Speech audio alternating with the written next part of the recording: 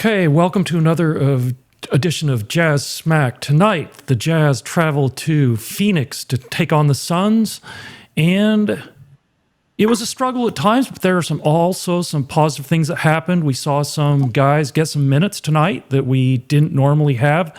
But first and foremost, let's hear what Will Hardy had to say after the last game against the Portland Trail Blazers, some comments that he made post-game. And let's listen to those because they're actually very interesting.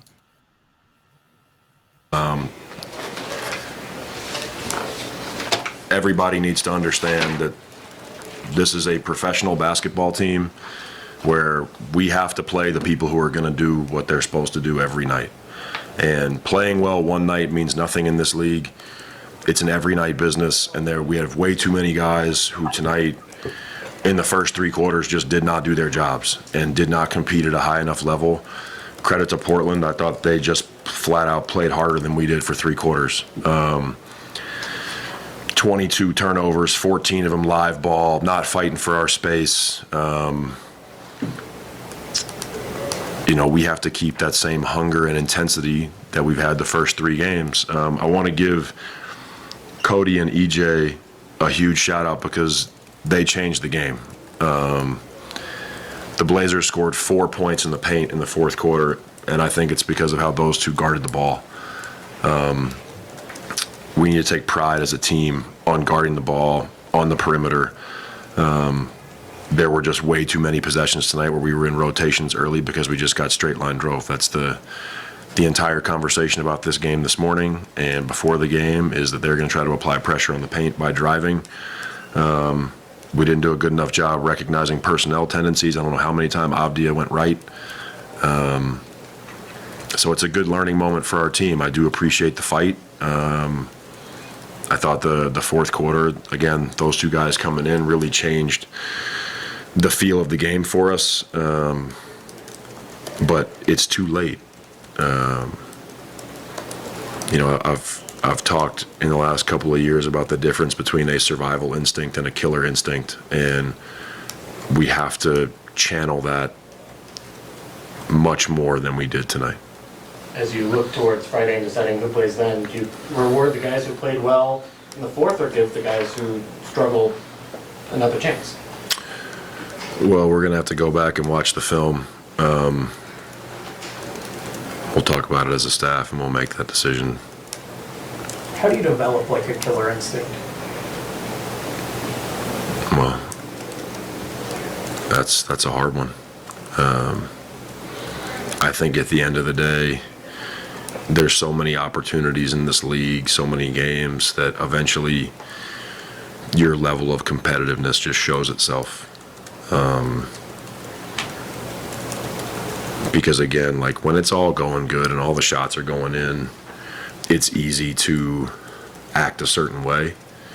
But when you face some adversity, when it's going to be really hard and you have to dig in to get it done, I think it reveals who the kind of the vicious competitors are, and we need more of those. I don't expect every possession to be perfect. I don't expect us to never make a mistake or never throw the ball away or never dribble off our foot or never miss a shot or a free throw. But we will continue to demand competitiveness and executing very basic things defensively, and if you don't do it, you can't play. Lauri was limping a little bit late in the game. Jazz Smack, NBA and Utah Jazz basketball.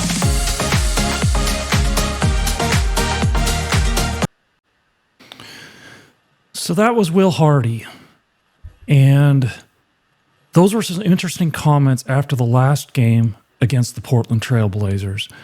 Now, we've talked a lot about competitiveness and competitive drive, and we have to see that. And Will Hardy, in his comments there, he says roughly the same thing. And that to be a good team, it has to start with that. You must be ultra competitive. You have to have those guys on your roster.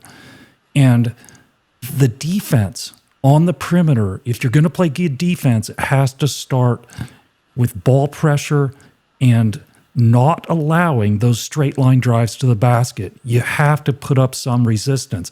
You can't get any help if you're just blown by and you get to the basket. You have to defend better than that. And it doesn't matter which player we're talking about all the players. And when you're trying to close out on a guy on the perimeter, you close and contain. You have to also contain that player. It's close and contain, not close and fly by, jump and fly by, turn and watch. It's close and contain. Those are the things we have to see. And we'll see if that works or not. There are some motivating factors here. I mean, Will Hardy can do all the yelling and screaming at the players that he wants, and he's done a lot of that. But there are 3 other factors here that I would like to mention in terms of motivators. Now, we all know how many of the players want to start, and they want to be a designated starter and be in the box score as a starter. That's one. Number 2 is overall playing time. We know how important that is to players, the overall playing time. And number 3, closing minutes. Who plays in the fourth quarter when the game is on the line? So he can do all the screaming and yelling he wants. He can do that, and he can do the encouragement round of it too to try and get the best out of players. And then he has those other 3 factors, the 3 playing time factors and the starting, the closing. So we'll see what happens with it. I mean, we saw the same starters tonight. We'll see if that changes in future games. I know that he's going to go through the rotation of players. He's going to swap out players in terms of playing time. Some are going to play more, some are going to play less as the season goes on, and we're going to see a multitude of starters. I think the only one starter on the team that if he's healthy and plays that is going to guarantee to start this season is Lauri. That's it. I don't think there's another one on the roster that you can say is going to start if he's healthy. I think Lauri is the only person at this point. So we'll see what happens. I'm interested to see. Yes, I agree with that. I actually love that clip. I thought it was fantastic. And when I really like Will Hardy, it's when he says things like that and he rewards players. And he did it in Portland. He rewarded Harkless, and he rewarded Cody Williams. And, to me, I want to take the spin of the positive of what he said, is that what he said is that there's some players that are really playing hard, and we should really reward those guys. And there's other guys that are not playing as hard, and we shouldn't reward those guys.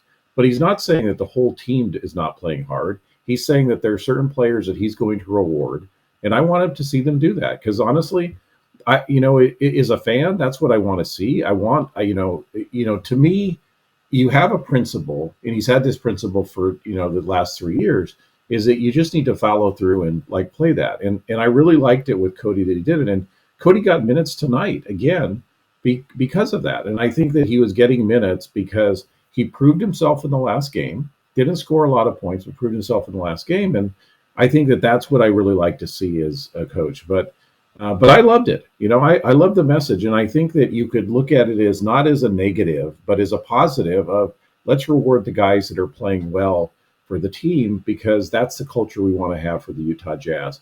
And I think it's what a lot of the fans want too. Not all the fans. Like some fans say, look, I just want to see this player, et cetera. I just want to see Ace play. But I think there's a lot of fans that say look, let's set a standard, then let's reward the people that, that meet that standard. Yeah, absolutely. I think it's important for coaches to say what Will Hardy just said, and then they need to follow through with that with the actual behavior of coaching the players and using as a merit-based approach to how hard the players play and what type of intensity they play with. I mean, one of the things that here on this podcast, we have a wealth of expertise in and experience in venture investing, tech startups. But in any organization, I don't care if it's an established company or a tech startup, always the goal of management or coaches in the case of a team is trying to maximize the effectiveness of the collective. That's the goal. So you're not focusing one specific individual or focusing on another. And the tendency of a lot of players and a lot of individuals within companies is trying to do what's best for them. And that's always a battle. It's a battle if you're a coach. It's a battle if you're a founder of a tech startup, trying to get the guys to focus in on what's the best for the collective of the group in terms of the team or the company or whatever. And it's a never-ending battle. And so it's not about a specific player's output, a specific player's numbers. You have to try and mold these guys and develop these guys so that they are focusing on the team. And Walker stated that in that other clip a couple of games ago that we stated, playing for each other. I mean, that's an important factor, playing for each other. And like we always say, I hate just harping on this, that's a process and everything, and it takes time, but it does take time. Especially when you're working with really young guys like the Jazz are working with, all these guys are just coming out of AAU ball where really the focus is on the individual. Ace Bailey had 1 year of college basketball that didn't go particularly well. Prior to that, he was in high school, he was in AAU ball, just an extraordinarily young guy. I mean, to get these guys to focus on what's best for the team and how to win as a team, it's not easy. It's just not easy. Yeah, and I think one of the strengths that Will Hardy has, and I think this is the reason he got the job. Now, we know a couple of reasons why he got the job. Danny Ainge is very biased towards Boston-connected people, right? I mean, we see him in people he trades for, people that he tried to draft in Boston. So the fact that he was with Boston, he recruited Will, was there, I think that was a big factor in it. But I think the other thing is that Will has a reputation, which I have no personal experience on, is that players really like him, and he's really good at bringing people together. And we've seen that. Even if players leave the team, they still say positive things about Will Hardy. So I think that's one of the things that is one of his. We all have strengths and weaknesses. I think that's one of Will's strengths, is he brings people together and he makes them as a collective better.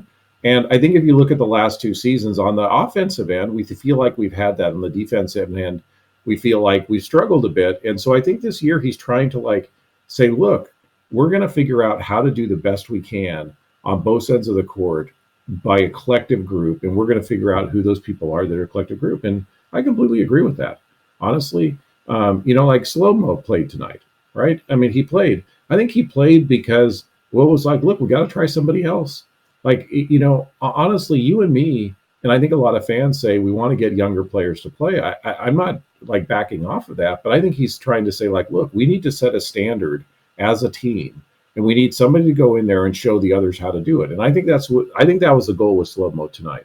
And Slow-Mo can play basketball. He's a professional, and he came in and I thought did really well, So I don't want him being the starter or what have you for the rest of the season. Don't get me wrong, but I feel like that's what Will's trying to instill in the team. Yeah, well, when things go really bad and to try and stabilize things, that's where the importance of the veterans really comes into play. I mean, you can't go that Houston route that we saw, 3-4 years ago, where the guys were just, it was a mess. Watching that Rockets team, the coach of that team, I can't even remember what his name was. He's the son of a famous basketball player. That team was a disaster. They just were going through the motions, playing as individuals, and they were just getting crushed game after game after game. So that's not a way to learn either. You just can't get blown out every game. So he needs to balance between trying to stabilize things with the veterans and also trying to develop the young guys at the same time while having, if you're behind by 20 all the time, 25 all the time, it's hard to, that development becomes more difficult. If you're in competitive games, those development minutes are vastly more helpful, in my opinion. Yeah, I do think Houston would have gone differently with a different coach, though. I think sometimes, I think a lot of times it is the coach, and I think you can still lose and have the right habits and play hard. And we've seen teams that are up and coming, and they hustle and hustle and hustle, and they still lose by. I think I don't think that's terrible to do something like that, but I think it is bad if you lose and you have bad habits and you're just chucking. And we all felt that about Jalen Green, is that he was just chucking. And I think the Houston Rockets felt that about Jalen Green. That's one of the reasons why they moved off of him and pushed him to Phoenix. Now, of course, they wanted Durant too, but they were willing to include Jalen Green in the trade. They weren't willing to include the guys that Phoenix really wanted. And I think there's a sign of that. So I want to have some competitiveness.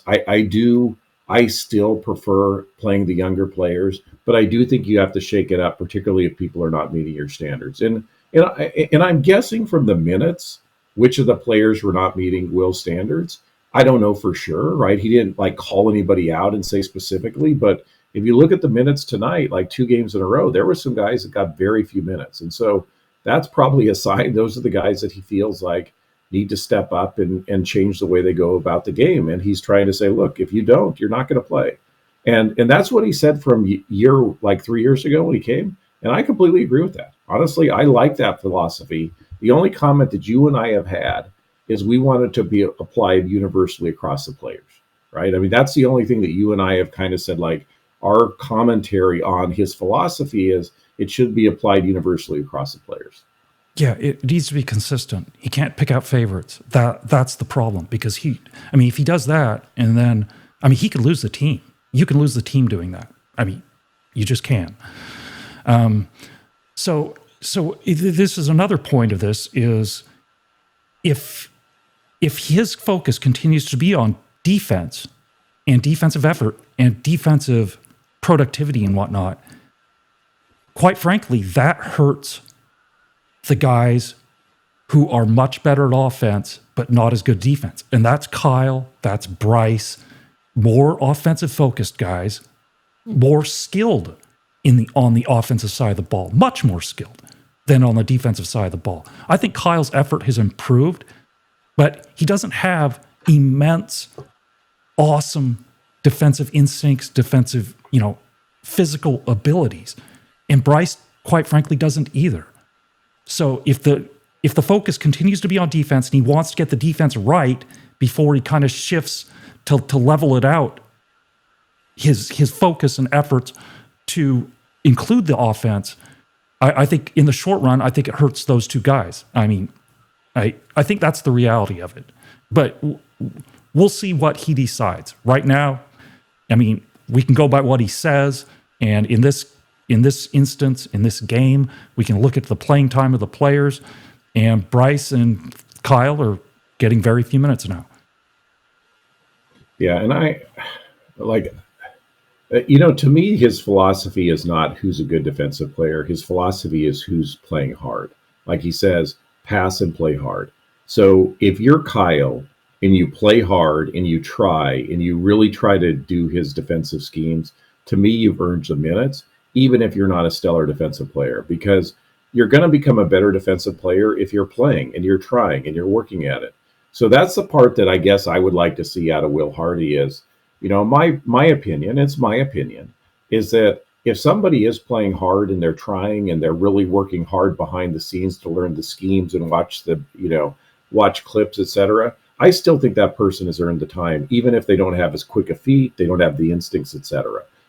So I don't want to see Kyle not get any minutes because he doesn't have the skill of Harkless, right? If he's trying and he's really hustling and he's diving on the floor, I still think that he's earned his minutes, and I'd like to see. Now, on a championship team, if there's two Kyles and one's a defensive player and one's not, obviously the guy that's not the defensive player is not going to get any minutes.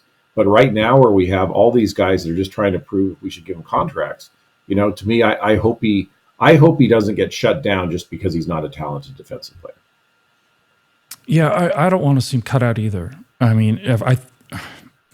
If you completely cut a player out, the attitude, it can certainly damage the attitude. I mean, I think Kyle has actually, I think his attitude has been really good on the when he's on the bench. I can still see him cheering for the team, even though he's been cut out. And quite frankly, I can see Walt out there cheering for the team too. I mean, at this point, I don't see any of the guys who have been, whose minutes have been limited, kind of, you know, in a negative spot, in a negative state of mind. I haven't seen that yet. You know, it could become that if it continues. But at this point, I think that as a whole, they're all still together, and I think that's important. But we'll see what happens with it moving forward. Yeah.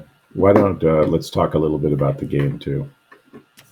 All right. Well, to begin with, I mean, they got off to a really poor start. They struggled. They came out. They committed some turnovers, some really bad passes, and they just kind of dug themselves a hole. And then the second unit came in partway through that first quarter, and they dug themselves a massive hole. They were just never able to dig themselves out of it. They were in such a massive hole. They were digging. On the other hand, Lauri is again putting up huge numbers. I mean, monster numbers. I mean, that's really great. It's great. It's not only great for Lauri, but it's great for the Jazz franchise as well. I mean, Lauri is showing that he has immense value, so that, you know, the Jazz have an amazing asset there. Whatever they decide to do with Lauri, they have an amazing asset, and because he's putting up some monstrous numbers at the current time. His stats are impressive, to say the least. Yeah, he's been great, and 3 of the 5 games have been home. So I think it's too early to judge overall. Like, I looked at some stats of Keyonte today, his assists to turnovers, etc. It's too early to look at those. You know, to me, you've got to let 2 to 3 weeks go and then kind of look at everything, including like shooting percentages, etc. Is that I was going to talk about those today. I'm like, you know, it's not really fair to anybody, you know, positively and negatively, because we, you know, every player goes up and downs, and it's early in the season. We should let them like play 3 weeks and then start to look at some of those things. But Lauri has looked fantastic, you know, honestly. And let's face it, you're on a starting lineup of Walker, who's improved offensively, improved offensively, but still limited offensively. Kyle, who's a second-year player that's got a ton of offensive skills, but they're not running plays for him, etc. Svi, which is an inconsistent shooter, but has played well this year. And Keyonte, that's improving, but, you know, offensive efficiency has been his strength so far. So, like, you think about opposing teams, what do you think they're going to do? They're going to we got to shut down that guy Markkanen, and they can't do it. So, like, he's playing really well. And the thing that impressed me most, he really struggled last year to have one-on-one moves. This year, he's like bringing the ball up, getting into the lane, scoring on his own, like doing some turnaround shots, scoring over people. Not as much as he did in the European League over the summer, but he looks better. You know, he looks better, and he has some moves now that he didn't have 2 years ago. So we should be really happy as a franchise. And whatever, like you said, whatever happens with Lauri, you know, he's great if he's on our team. We like him. He likes, you know, he likes our home state. We're very happy with him. He's a great family man. Like, there's nothing that's negative about Lauri being on a team. If they decide to move him because there's other assets they can get, you know, he's showing he's a real asset, and I hope they find a place that they can put him on a playoff team that he can get, you know, finally get to the playoffs and make an impact. So he's just playing great. And I really hope it continues, because, boy, teams are just going to start doubling down on him when he's playing with the starting lineup that he does. I mean, can you imagine in the NBA with the level of skills these players have, you know, what he's doing with starting with that starting lineup that he has? Yeah, absolutely. And I think it is a mistake. I mean, I see people out there making comments, well, let's look at the stats and everything. I don't think, in the state of the Jazz right now, with what they're trying to do, with, you know, how they're trying to evaluate players, develop players, and try and get some sort of a defensive mindset, looking at the statistics, not only of the team, but looking at the statistics of each of the individual players at this point is really difficult. I think we need to get 20 games in until we really start to try and, you know, evaluate those numbers and nitpick at those numbers, because right now there's no stability in what they're doing. offensively, especially. They're trying to figure things out. So it's going to be a mess for a while. So I think all those people on X who are trying to evaluate numbers and saying this and such about this player is doing really well, I think you can look at how hard the players are playing at this point and evaluate that. And obviously we can look at Lauri, and he's off to a really good start, and that's terrific. Even though we look at his box score tonight and he gets 4 rebounds, no assists.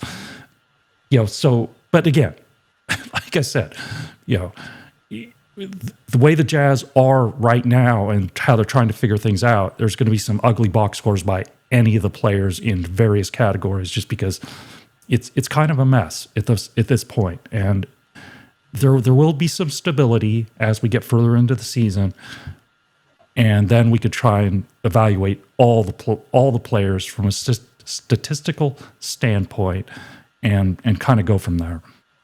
Yeah, I think we should look. Let's pick a time like 20 games into the season, 15 to 20 games, and then start looking at it. But I think in the meantime, going up there, we should, there are some serious positives out of this game. And I think that every game that they play, there's things that we should point out and highlight, because there's some real positives there. And Lauri was one of those in the game. I mean, Slow-Mo was one of those in this game too. Is it, he came in and stabilized things. I mean, that was great.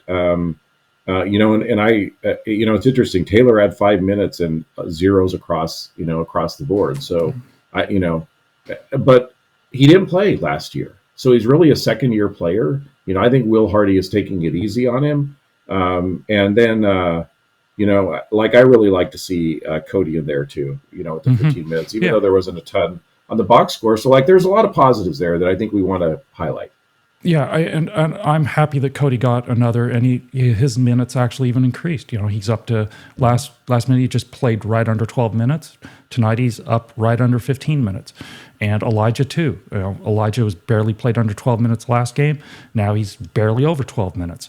So I think it's good, because Elijah's defense again on the perimeter. I mean, he was into guys and really aggressive, and I mean, if Will Hardy encourages that, everybody can see that. Everybody said that Elijah was the star defensively through training camp and everything, and he's continued to show that. I mean, if he wants to improve the defense, seeing the best defenders on the team play, I think is a step in the right direction. Yeah, and we have a couple minutes before we can drop. I was going to say, I was making comments in my tablet that I was going to raise tonight, or things that I thought of today. And one of them was halfway through the game, I'm like, man, this guy Harkless is just shutting down Booker.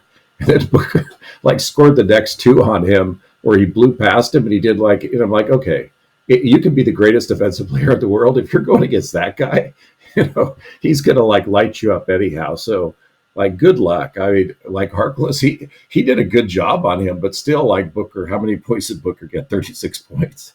When you're going with a top 15 player in the game, in the top league in the world, sometimes you can be the best defensive player out there and you still get skunked. Yeah, Harkless has the same difficulty that Royce had. They're both really undersized. I mean, Harkless is 6'3". I think Royce is actually, in reality, he's 6'3". So both those guys are really undersized, but both of them, I mean, the reason why Royce carved out a nice career, his defense is stellar. At least, he put maximum effort into it. Same thing that Harkless is doing now. And quite frankly, Harkless, in terms of shooting the ball, he has a much greater advantage at the same age as Royce did. I think Harkless is a better shooter, but like I said, Harkless's offense needs to slow down, needs to become less of a spaz on offense. But I mean, I think he's moving in the right direction. So I'm thrilled to see those guys, Key and Cody. I'm thrilled to see him play. I am too. There was a lot of positives tonight. A tough loss. We lost by a bundle, but let's face it, there was a lot of exciting things that we can get excited about as a fan base. And we've got now 5 more games on the road, some of them without their key players, like Minnesota. We get to go to Boston without their full, so it'll be fun. I'm actually really looking forward to see how they play on this road trip, to see how they come together, particularly with some of the harsh, kind of pointed things that Will Hardy has said, see how they react to them. Yeah.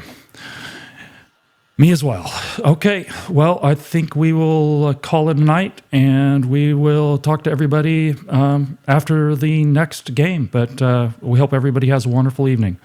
Talk to you later.